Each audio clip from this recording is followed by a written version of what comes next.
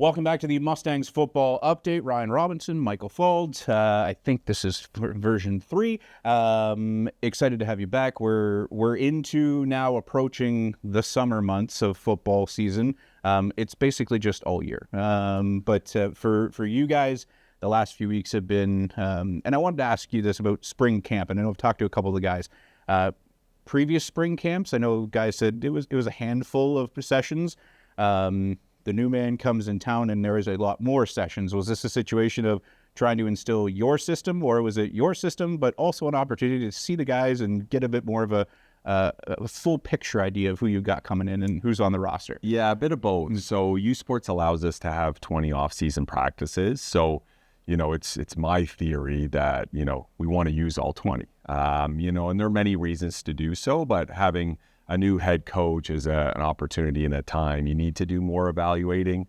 Obviously, we brought in a new coach like Craig Butler, so getting him and his ideas out there, and just for everyone to kind of showcase their abilities with slight adjustments to plays and how we practice and the practice plan and all of that. So, we utilize BMO Field for roughly half of the practices, and then, the last couple of weeks, the last week of March, first week of April, we were outdoors for our spring camp. So the guys quickly realized that it's a rain or shine type scenario. So we had everything from days where it was 15 degrees and sunny to some days where it was -2 and snowing. And ultimately, I tell everyone, we use training camp in the fall to prepare yourself for the season.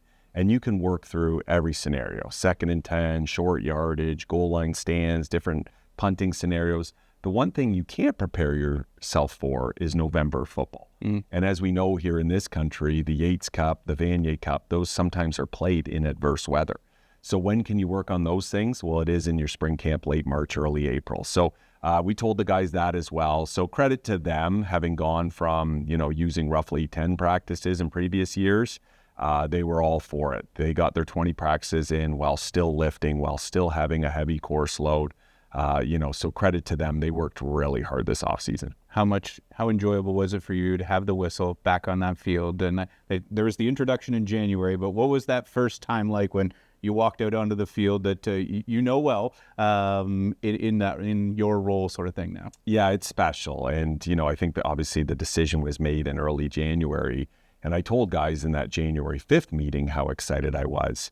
But I've made sure to tell them, 2 months later, 3 months later, that excitement is even growing more, which can't be taken for granted because it was a big decision. But yeah, being on the field that I called home, that I played, is special. And ultimately, I'm still, although I'm the head coach and doing a lot of managerial tasks, I still, at the end of the day, get to coach quarterbacks and coach that position, which is super special to me. And we're going to talk to one of your quarterbacks in a few minutes who went through a busy time himself the last little bit. But in a busy element is the football program is busy all the time, not just on field. You guys recently had a touch football element. You had junior day where you're looking at the next generation sort of thing, and a busy month in the next little bit with a few more events on the horizon. Yeah, so you kind of look at the year, like we go from season to we go to heavy recruiting, and then you go to your spring practices and off-season practices, and then you go to event season, which we're right in the middle of now. So Prospects Day saw over 100 high school students at the stadium, which was great. We've started a touch tournament. We call it Shootout at the Stable.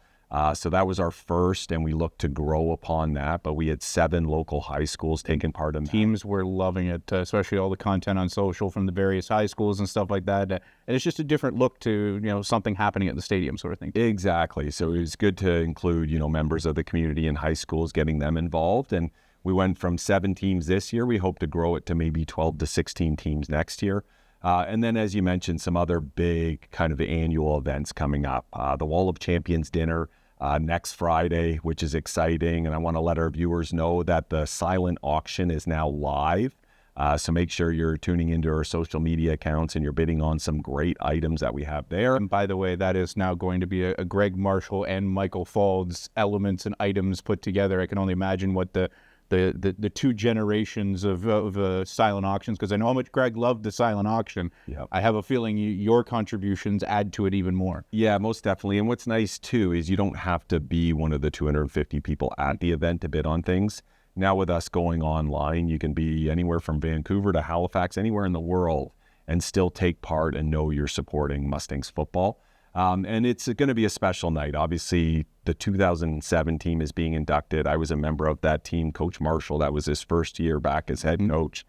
So that's special. And then for our viewers, looking ahead to June, we've got some exciting events. You know, we've got Friday, June 5th is going to be our golf tournament, which is exciting. You can register online. We'll provide the links to you there as well. And then the following day being Coach's retirement party. We've gone with the theme of a tailgate.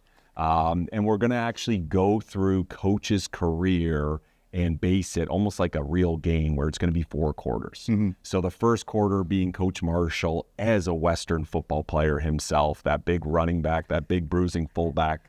The second quarter will be him as an assistant coach here. Mm-hmm. He was everything from offensive line coach to running backs coach to the offensive coordinator here under Coach Larry Haylor. Then the third quarter is going to be his time away from here, you know, whether that was the head coach at Mac, the head coach of the Tiger Cats, mm-hmm. And then that fourth quarter being this last kind of 18 years as the head coach, you know, those couple of Vanier Cups, those boatload of Yates Cups. So, you know, everyone get online, make sure you register to come to that tailgate retirement party. I have a feeling there might be a roast comment or two in there sort of thing, which is always dangerous territory when it comes to Coach Marshall sort of thing, because he'll laugh, but then if you get that extra grip on the back of your neck, it's just a little bit scary at times. Most definitely. We'll have quite a few toasts, but I think the highlight is always the roast. So we picked wisely. We've got some people selected for that, but no, it'll be everything from laughs. We'll have obviously videos being a part of it, and I'm sure there'll be some tears too for someone that meant so much to this university, but meant so much to OUA and U Sport football, you know, across this country. And we're excited because that event will be happening in Thompson Arena sort of thing too. So I know our events team, I'll give a plug to my buddy Dan Durack. He's excited to transform the arena to make it into a space for Coach Marshall's tailgate party. So that'll be an exciting one. A busy football season is not just on the field anymore. It's an entire element. Transitioning a little bit here to, obviously, we're going to talk to Jérôme Rancourt here in a second about the Combine. I know for you, it's something that you've obviously kept a close eye on the last number of years, taking your players, hopefully getting to the next stage. What was your impression of, we had Jérôme and Keegan at the Combine this year. What was your impression of how they did? Yeah, so proud of both of them. Like, obviously, Keegan had the top bench press at the whole Combine. He's a stout interior offensive lineman, you know, really strong. Got to coach against him, obviously, but proud of what he did, and I know he was happy with his results. And then Jérôme, you know, the last 3 months, he and I have got to know each other very well. As I alluded to, I coach quarterback, so I'm with Jérôme daily, but I see the grind too. I see, you know, him with his nose deep into his, you know, engineering program and his textbooks there. I see him in the gym every day. I see him on the track. And excited for him. So obviously he was a fullback and a tight end at the CFL.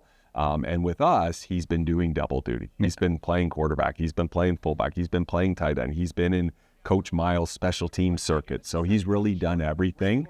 So excited that he will, you know, hopefully get to hear his name called in the CFL draft.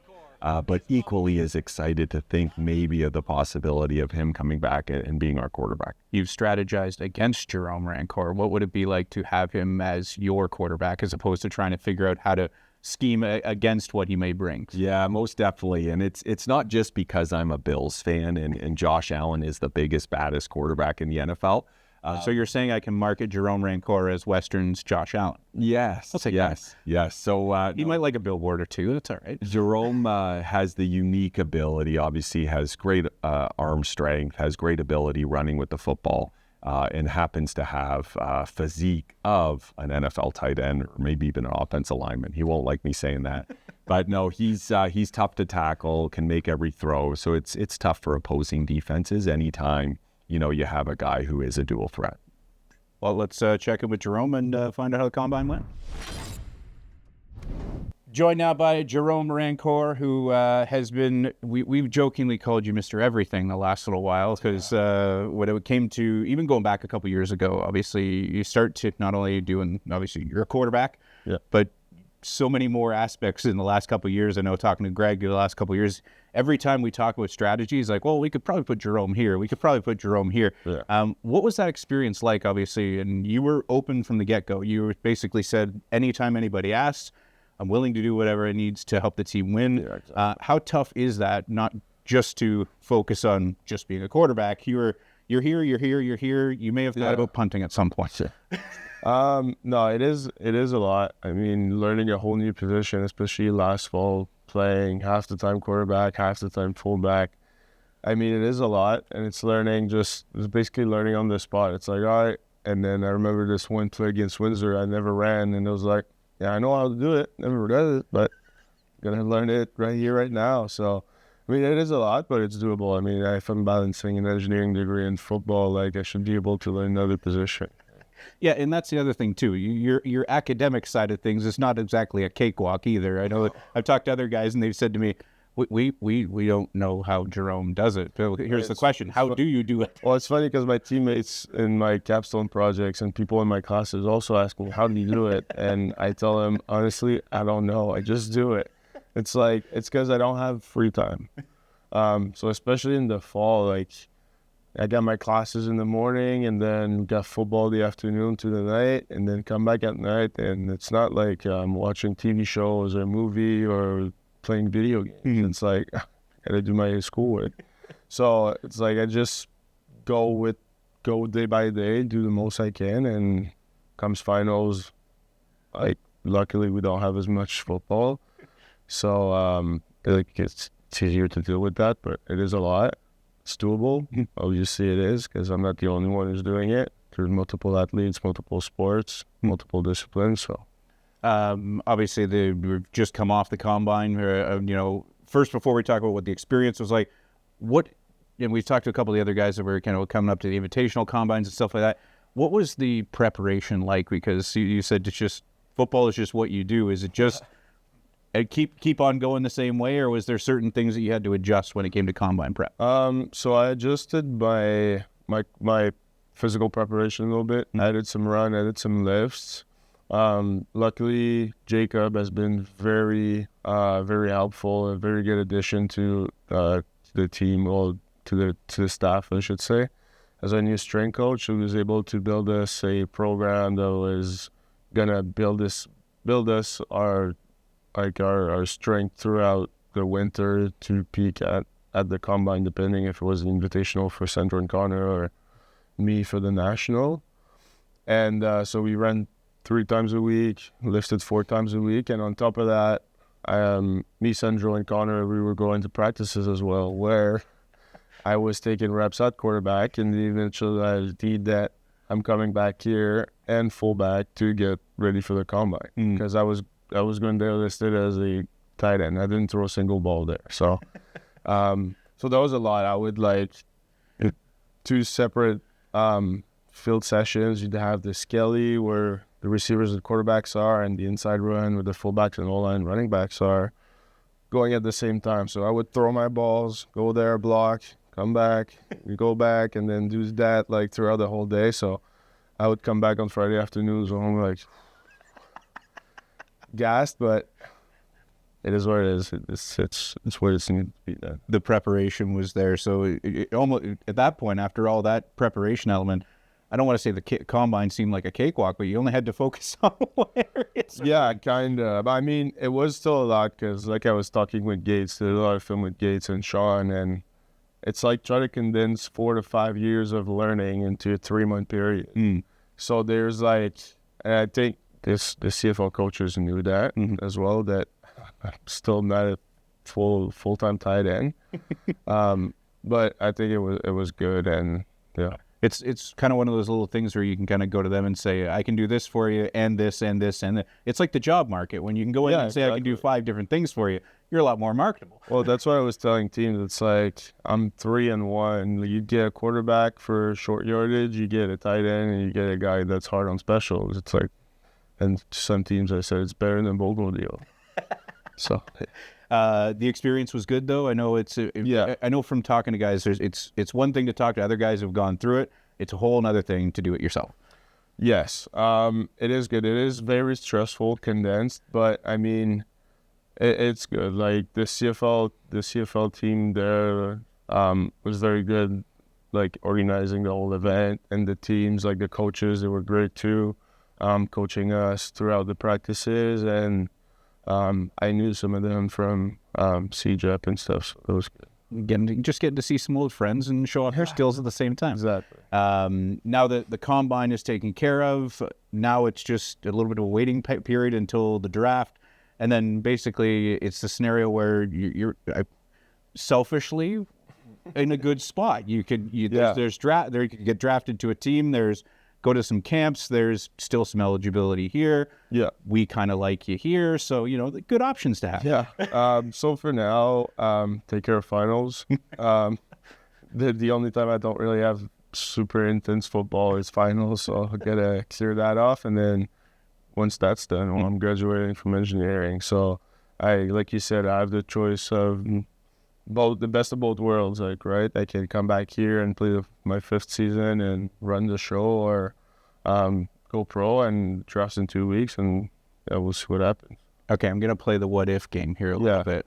How much would you enjoy? You just said run the show. Yeah. I saw a little glint of a smile that went with that. How much would you enjoy the fact of being the guy? A lot. I mean, the last time I was in the position I am now to, I think, have the trust of the coaches, the trust of the guys, being a important leader on this team was my last year at CJEP. And that never happened because it was a COVID year. Okay. So that was taken away from me, and now I have it. So it's like, yeah, it's a big part of my thought process. I've talked to some other coaches and other programs, friends from other schools. I know a lot of them say we do not like trying to strategize for Jérôme Rancourt. So you love that part, though, that they can't rely on whether you're running or throwing or anything like that, too, right? We were lucky I was only taking so many snaps a game. Now I'm going to take all of them. So. Well, good luck with the draft. And, we know everybody wants to go pro, but the purple and white folks may like seeing in our lineup again. Yeah, I've heard that several times. Thank you, man. Appreciate it. Thank you.